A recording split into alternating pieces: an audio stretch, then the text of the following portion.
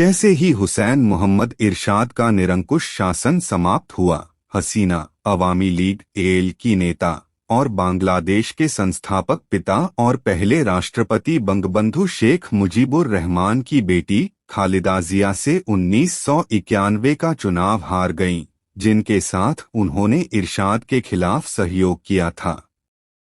एक दो विपक्ष के नेता के रूप में हसीना ने जिया की बांग्लादेश नेशनलिस्ट पार्टी BNP पर चुनावी बेईमानी का आरोप लगाया और संसद का बहिष्कार किया, जिसके बाद हिंसक प्रदर्शन और राजनीतिक उथल-पुथल हुई।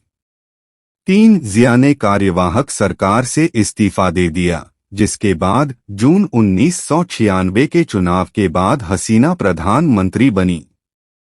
जबकि देश ने आर्थिक विकास और गरीबी में कमी का अनुभव करना शुरू किया, यह उनके पहले कार्यकाल के दौरान राजनीतिक उथल-पुथल में रहा, जो जुलाई 2001 में जिया से चुनावी हार के बाद समाप्त हुआ।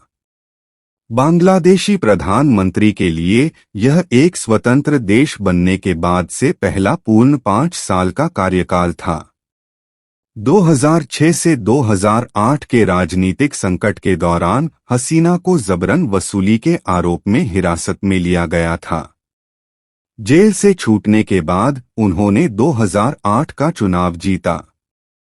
2014 में उन्हें एक चुनाव में तीसरे कार्यकाल के लिए फिर से चुना गया था, जिसका BNP द्वारा बहिष्कार किया गया था और अंतर्राष्ट्रीय पर्यवेक्षकों द्वारा इसकी आलोचना की गई थी।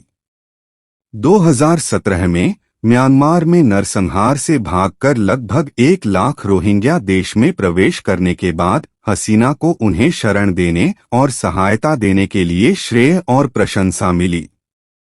उन्होंने 2018 के चुनाव के बाद अपना चौथा कार्यकाल जीता, जिसमें हिंसा हुई थी और विपक्ष द्वारा धांधली के रूप में आलोचना की गई थी।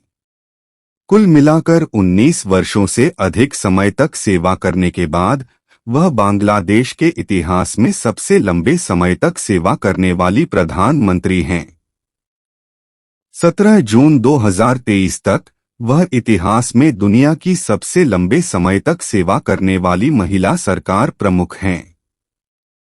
4-5-6 प्रधानमंत्री के रूप में उनके कार्यकाल के दौरान बांग्लादेश ने लोकतांत्रिक पिछड़ने का अनुभव किया है। ह्यूमन राइट्स वॉच ने उनकी सरकार के तहत व्यापक रूप से लागू गायब होने और अतिरिक्त न्यायिक हत्याओं का दस्तावेजीकरण किया। कई राजनेताओं और पत्रकारों को उनके विचारों को चुनौती देने के लिए व्यवस्थित और न्यायिक रूप से दंडित किया गया है।